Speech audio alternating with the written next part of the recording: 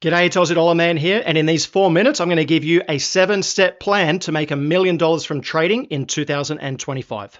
Step 1, acquire some capital. Sell some stuff that you don't need, get a second job, cut some expenses.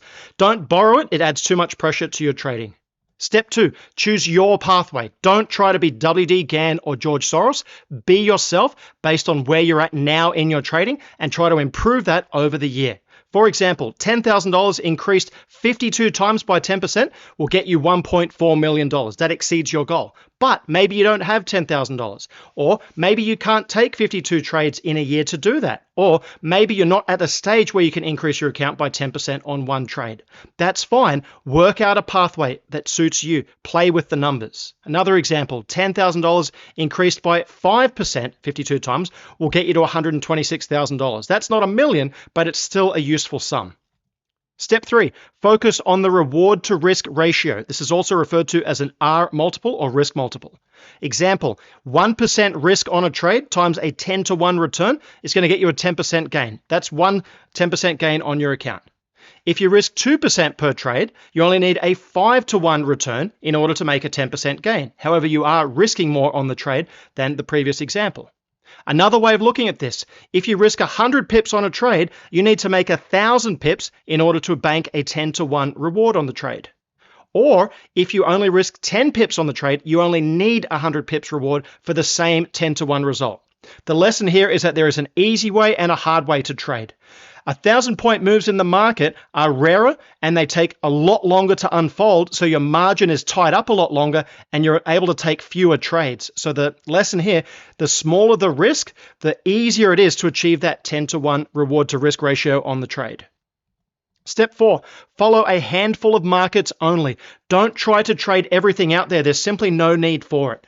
A low risk entry on a market is usually going to take up a lot of your trading capital in margin anyway, so you don't need 100 stocks or commodities or one of everything. You need 1 or 2 markets and you need to get to know them really well.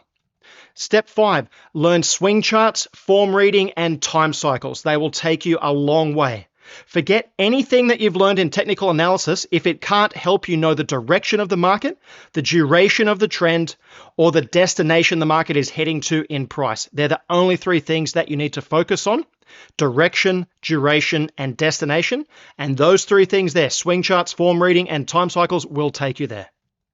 Step 6, trade with a tight stop loss.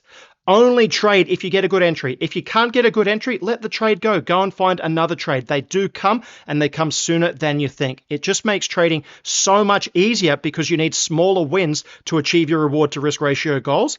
And it usually means if you've got a tight stop, you can move your stops to break even very quickly, often within hours. And step 7, stick to your plan. Don't let success go to your head as you're growing your account and compounding. Follow your money management rules and stay safe at all times. A bonus step for you, once you've made the million, bank it and start again with a smaller trading account, maybe $100,000. At some point, traders who try to do unlimited compounding, for example, they'll say, great, I've made $1 million, and now I'm going to try and make $140 million from my $1 million. At some point, if you do that, you will blow up as a trader.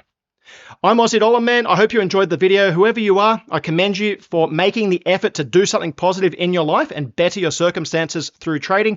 If you found this video helpful, please consider subscribing to the channel and clicking on the like button. I wish you all the best with your goals for 2025, and all the best. Bye for now.